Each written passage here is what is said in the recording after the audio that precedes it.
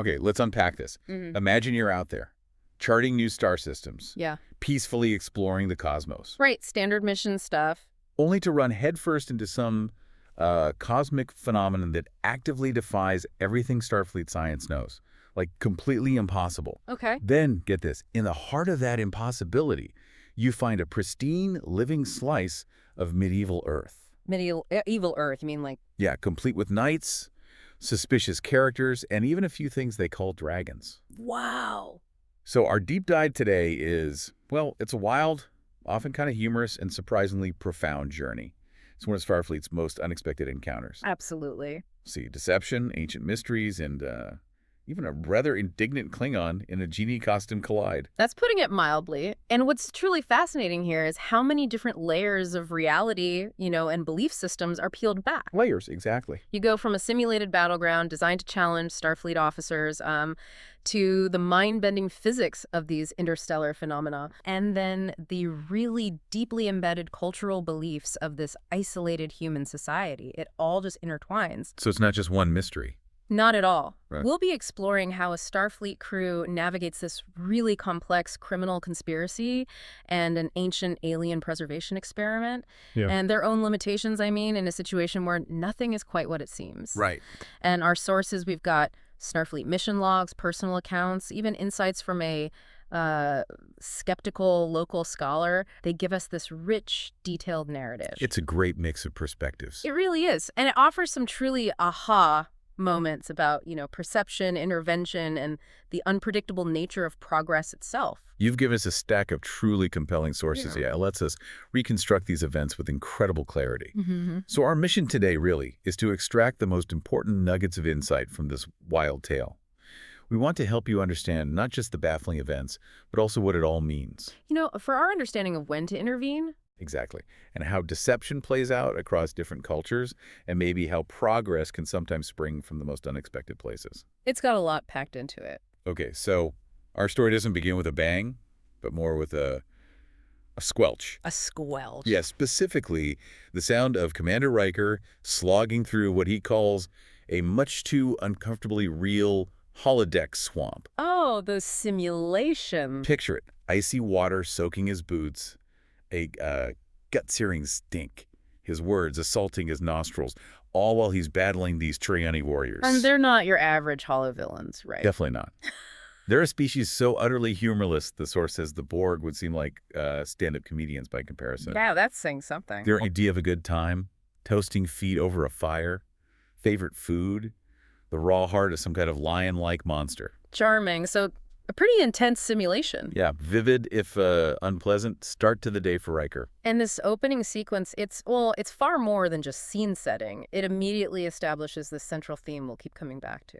The clash of cultural values, right? Yep. And how perception is shaped by your background, your upbringing. Yep. What's particularly insightful here is the presence of Alexander, Worf's Klingon son. Right, he's in the simulation too. Exactly. And while Riker is actively miserable, Alexander, who's just a boy, he revels in this brutal environment. He finds it fun.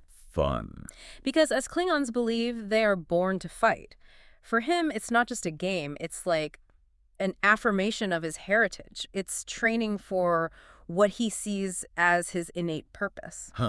Meanwhile, Riker, who calls himself a lover, not a fighter, is truly struggling. Yeah, you can imagine. He's taking injuries, clothes shredded, physically exhausted.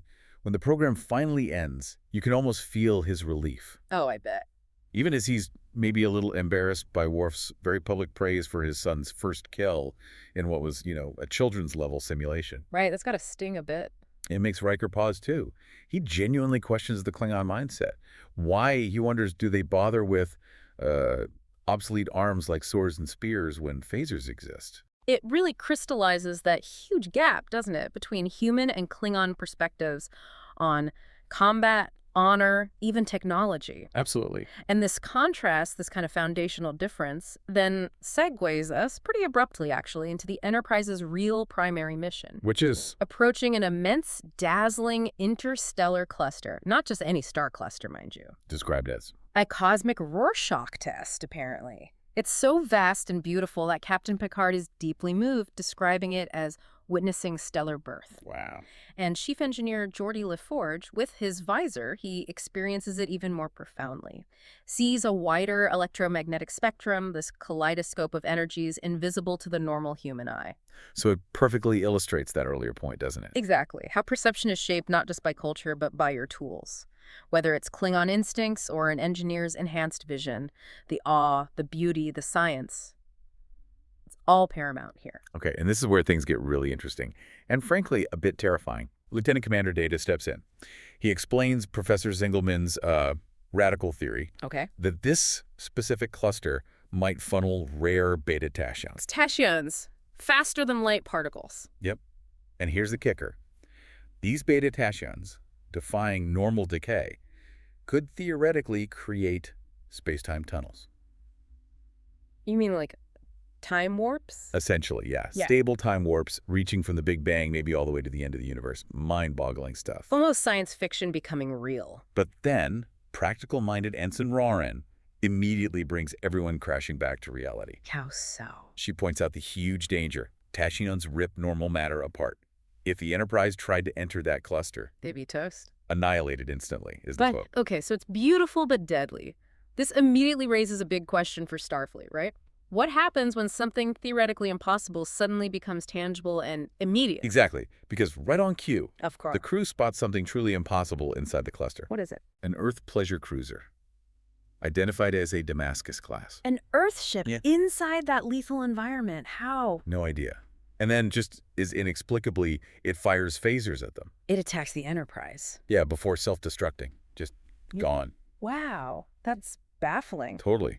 And it forces Captain Picard to call an immediate emergency briefing. It's clear they're not on a routine science mission anymore. No, they've stumbled into something far more complex, dangerous, and, well, deeply unsettling, where the rules of physics seem optional. The stakes just went way, way up. Dramatically. So into this scientific and tactical mystery steps a man named Nafak. Okay, who's he? He claims he's a Federation Bureau of Conservation agent. His story: he's tracking big game hunters. Illegal ones? Hunting what? Endangered species. He calls them dragons.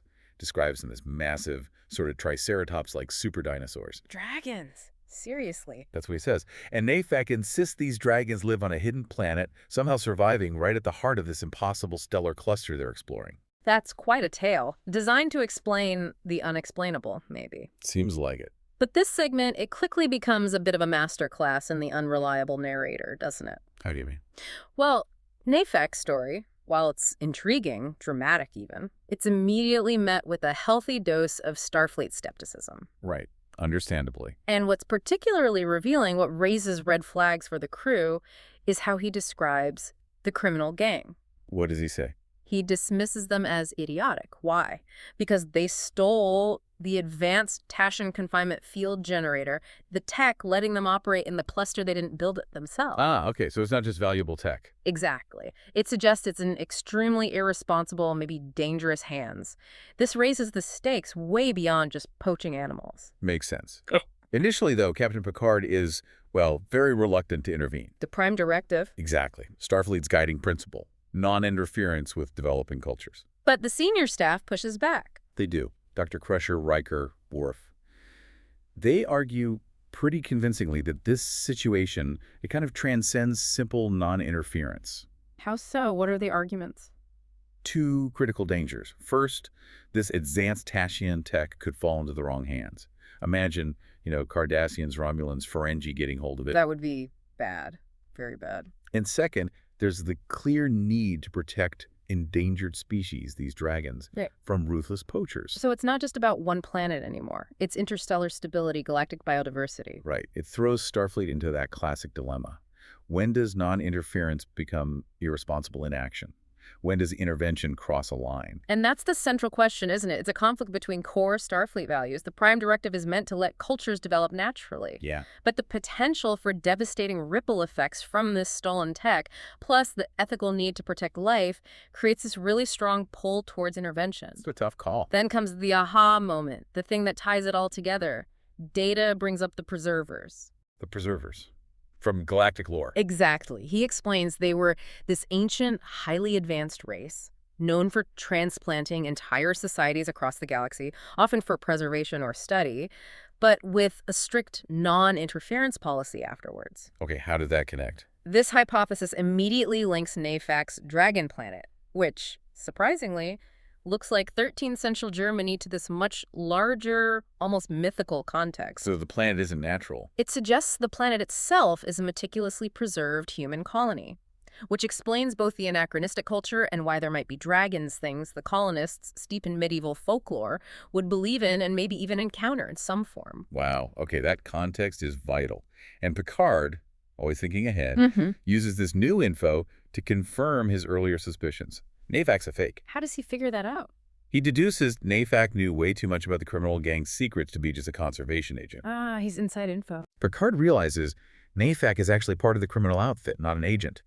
And his whole story about tracking a Starfleet spy, a transparent lie, Picard calls it, designed to stop Picard reporting the planet to the Federation. Clever. So what's Picard's move? A brilliantly clever plan. Yeah. He outfits his away team himself, Ensign Rowe, Chief O'Brien, as strolling minstrels. A very visible, very distracting red herring mission. Minstrels? Seriously? Yep. Meanwhile, Commander Riker and Counselor Troy, equipped with hidden subcutaneous communicators, will covertly track Nafak to the real criminal contact, the mastermind. Classic Starfleet subterfuge. I like it. So the minstrel away team beams down to Diesen, this medieval German town. And the contrast, wow. Between Starfleet tech and... Cobblestone streets, crude houses, and this undeniable, pervasive cesspit stench. Rampant disease, primitive sanitation, the works. Grim. Data, of course, being an android, is naturally unaffected by the smell. Cooley explains the biological implications of pre-industrial waste management. Trust Data to be analytical. And here, amidst this shocking glimpse into Earth's past, they quickly find evidence of the criminal's true nature. What is it? They're not just poachers, they're archaeological plunderers. Yeah. Selling identical ancient artifacts, probably fakes, from this preserver world on the black market back on Earth. So it's a forgery scheme too? Lucrative, I bet. Insidious. Yeah, this is where our sources really connect the dots, showing this insidious, multi-layered criminal enterprise, exploiting the culture and the species. Right. It also showcases Starfleet's adaptability, doesn't it? Even when their own tech is, well, temporarily neutralized. How so? Well, Picard, Rowe, and Miles get drugged with atropine at a wine merchant's shop, out cold. Oh no, but Data. Immune, being an android, he feigns unconsciousness. Then once alone, he coolly confronts the merchant, gets crucial info. What does he learn? Picard and Miles have been sold into slavery in the mines. Rowe's been sold to the local duke. Okay, that's bad. And Data decides to prioritize Picard and Miles first. His reasoning: they're in greater danger in the mines. It's this fascinating glimpse into his logical yet protective programming. Risk assessment. Calculated, but makes sense.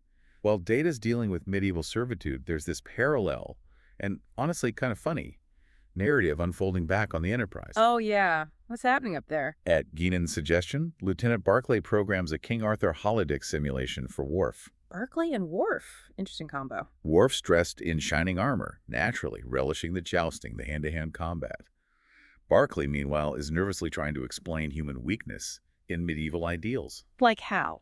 Noting how chivalry was accepted and believed in, but it wasn't always practiced. A dose of realism for Worf. And Worf's disappointment when his opponent cheats in a joust. It's palpable.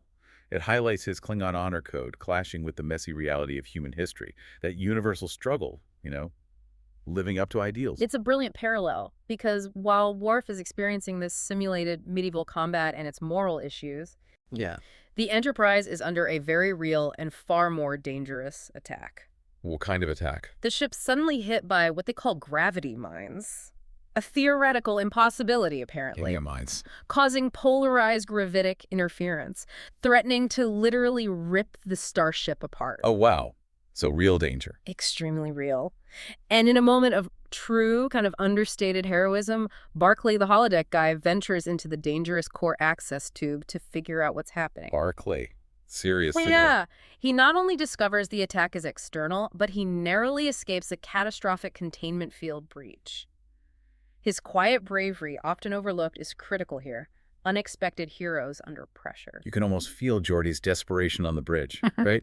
Fighting overwhelming gravitational fluxes, failing shields. Injuries mounting in engineering. But the external interference, these gravity mines, they're still active, relentlessly pounding the ship. Then they realize. It becomes clear pretty quickly these theoretical weapons were activated remotely by the very criminals they're tracking down on the planet below. So the connection's undeniable. Yeah. This criminal enterprise isn't just about plunder. It's a direct, immediate threat to the Enterprise and everyone on board. The stakes keep rising. Down on the planet, Data's continuing his remarkable adaptation. Rescuing Picard and Miles. Yep. He rescues them from the slave train, using a whip with surprising skill. A whip? Where did he learn that? He attributes it to studying fictitious action heroes, like Indiana Jones. Huh. That's amazing. And slightly alarming. During their escape, they meet Kirsch, a local scholar. And he's got theories. Profound ones, actually, despite his context. He's noticed things are off, like the perpetual lack of night and stars. Because they're inside the protocloud. Right, but he doesn't know that. He concludes they're on a new Earth from the Book of Revelations. Wow, trying to fit it into his worldview. He's also figured out the local Black Death story. The explanation for why everyone else disappeared just doesn't add up. He's smart. Kirsch's observations are just a fantastic example, aren't they? A pre-tech mind desperately trying to make sense of phenomena totally beyond current understanding. Yeah. And his eventual magic explanation for Data and Picard's abilities. It's a perfect echo of Arthur C. Clarke's third law. Any sufficiently advanced technology is indistinguishable from magic. Right. It highlights that huge gap in understanding between the colonists and the Enterprise crew. A gap Picard will have to exploit later. It's all about how context dictates perception. Meanwhile, Ro is proving her own brand of resourcefulness. What's she up to? Sold to the Duke, right? Right, and imprisoned. But she uses her street smarts, from her difficult youth, picks her lock with a wire she snagged from the Duke's bedroom. Nice. Then orchestrates a clever prison break, leading other captives out. And in doing so, she discovers a secret passageway. A hidden path. A hidden shaft, yeah. Which Riker and Deanna, still tracking NAFAC, later walk straight through, thinking it's some kind of local sorcery. Connects back to them. But this secret passage, it's more than just a plot device, isn't it? Much more. It's a crucial revelation. It's preserver technology, specifically designed to look like a solid wall to the locals. Where does it lead? Directly to this vast, awe-inspiring chamber beneath the planet's surface. This, they realize, is the Preserver's control center. What's that like? Described as a gigantic natural cavern sprayed with some kind of glowing metal adorned with a spidery script based on musical tonalities, a stunning blend of natural and alien. The physical link to the magic. Exactly. Finally found. And here's where all the pieces just dramatically snap into place. Deanna Troi, yeah. With her empathic abilities, she feels this powerful fragment or afterimage of the Preserver's mind still lingering there. What does she sense? Their motivations. Yeah, and their perspective. They see humanity not as equals, but maybe like insects or mold on a prized plant. Yeah. Like cosmic gardeners trying to protect their work. Gardeners. And then, the real horror hits her. She senses the immediate danger to the Enterprise. Yeah. The ship is under attack. Right now. Yes, it directly, unequivocally connects the ancient preserver tech in this cavern to the gravity mines pounding the Enterprise above. Oh my God. So the realization hits the crew hard. The gravity mines, they were activated from this preserver control center. Right, not a criminal plot, but maybe an accidental reaction from an ancient defense system. Devastating either way. And Picard, trapped on the planet, can't communicate with the ship. He's forced into an incredibly tough decision. What does he decide? To save the Enterprise, they must destroy the Preserver's control center. Destroy ancient, irreplaceable technology. He sees no other choice, and he uses his magician persona to make it happen. Ow. He has Data display his inner working synthetic skeleton circuitry to the local guard captain Volker as proof of his immense mystical power. A bluff. A convincing one. It gets Volker to evacuate the castle before Picard's magic unleashes its full fury. Calculated manipulation, but necessary. And for the grand, truly unforgettable finale of Picard's magic show, Worf beams down. With the explosive device. Dressed in a ridiculous genie costume. Nah, seriously. Complete with a bright yellow turban and curled slippers. He is furious. I can only imagine Worf's face. But his impersonating a magical Earth being act, plus the transporter flash, plus his booming, indignant bellowing, it terrifies the locals into fleeing. It's comedic, but utterly effective. Exactly. And the Enterprise, after this harrowing escape through the now weakening Tachyon tunnel, survives, thanks to the destruction of that control center.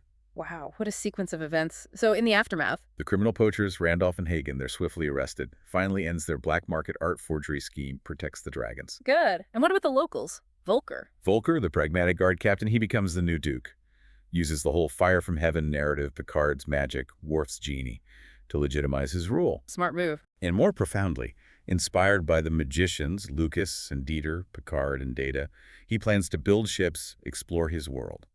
So he sparks progress. Ironically, yeah.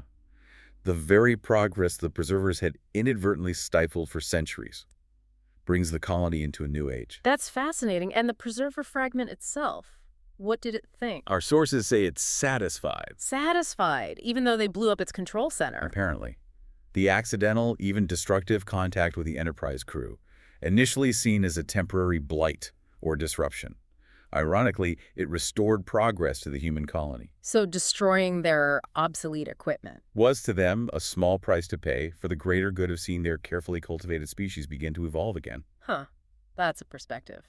This deep dive, it really reveals that sometimes the most profound impacts come from completely unexpected interactions, doesn't it? It really does. It challenges us to consider, how much of our own progress individually, collectively, is truly self-driven, and how much is influenced by magic or interference from external forces we might not even grasp. Yeah, good question. And what does it truly mean for a society to progress? At what cost are preserved cultures kept isolated from the wider universe?